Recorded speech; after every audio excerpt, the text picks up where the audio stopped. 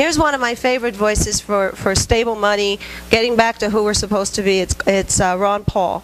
And this is what he's saying, again, to Glenn Beck. So I guess we have to thank Glenn Beck a little bit for getting the word out here. What's happening with the central banks today? Yeah, but you'll have to start over again with a new system. And the history shows you have to go back to a sound currency that the people will believe in and have trust in. Right now, the trust in the system, which was the Bretton Woods financial system, that trust is gone. That's why it has seized up and it doesn't work. Okay. The dollar is still accepted, and they're relying on the trust in the dollar, but I believe that'll come to an end. You know, Congressman, there's one group of stories that I don't see covered in the media at all, and we're looking into it, and that is all of these countries are allies. We have France, we have England, we have Germany. They just met 2 weeks ago over in France where they talked about a new sort of capitalism where government has a role at the table. Also, they're all talking about some sort of a new currency, that there needs to be a new gold standard, which unfortunately for us, the dollar is the world's gold standard. I don't see any coverage of this anywhere, and it seems to me that that would be kind of an important story for the American people to know about.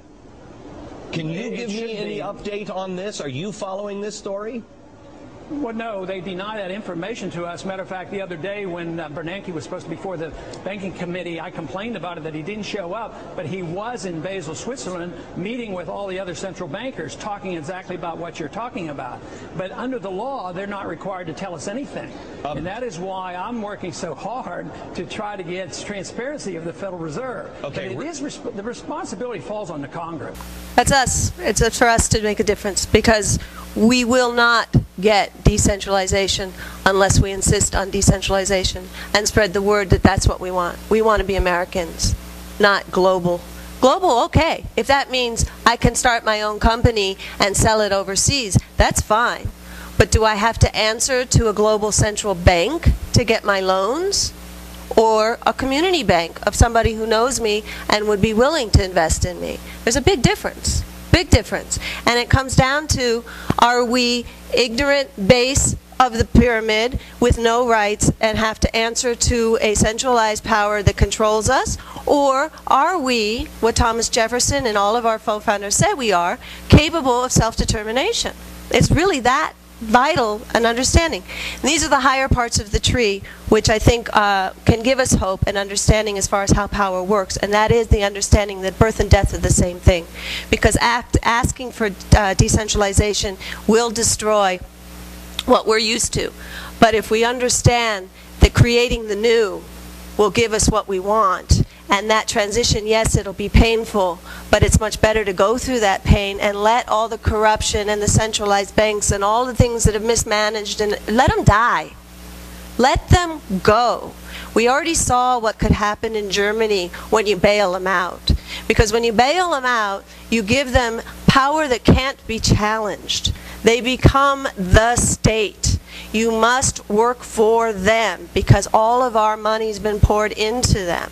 Let them go. We don't need it. We don't need it. We're smart enough, educated enough to face the music and start from scratch. We can do this. Community banks are the answer. Constitution. All we got to do is return to our constitutional law.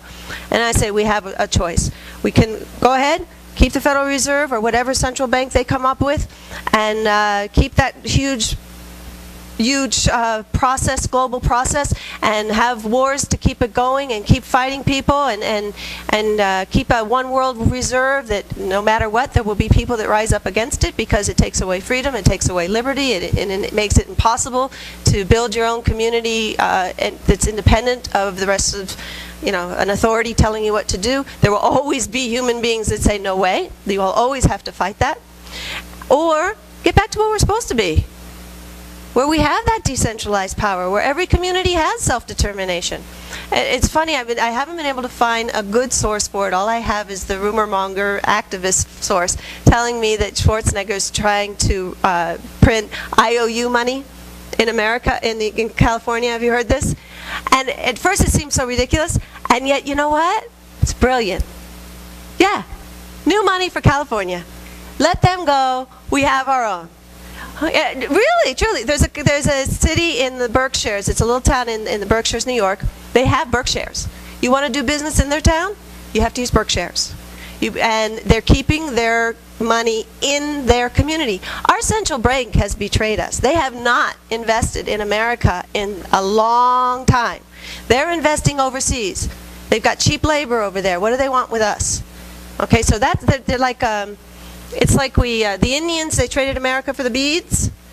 We traded America for cheap goods. Same thing. We traded away our livelihood to the same game. It's a game. It's a mind game. Yes. Yes, right now. I'm done. 9 and 10. All we ask is what we're given to. I do believe in miracles. I do believe we can make miracles happen.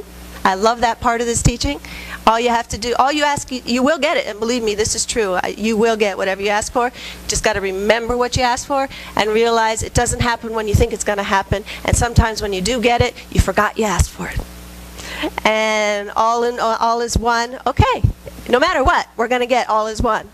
But it's going to be an imagined constitutional founder's ideal, one world, small world beauty, or is it going to be military-industrial complex supported by debt-based matrix that we all get in line for and go to work for, and homeland security? The potential for the disastrous rise of misplaced power exists and will persist. We must never let the weight of this combination endanger our liberties or democratic processes. We should take nothing for granted. Only an alert and knowledgeable citizenry can compel the proper meshing of the huge industrial and military machinery of defense with our peaceful methods and goals, so that security and liberty may prosper together.